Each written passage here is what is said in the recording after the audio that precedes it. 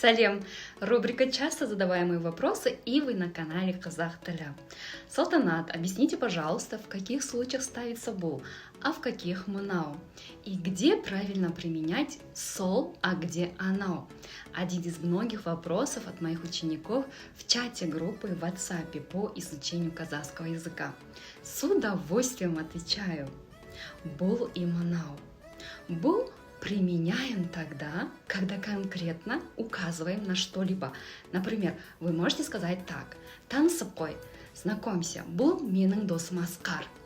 Манау используется для представления чего-то, например, презентация, и имеет более официальный смысл. Например, манау байтерек, ал манау хан шатыр. Однако и бұл манау все-таки близки по значению, поэтому в повседневной жизни они часто заменяют друг друга.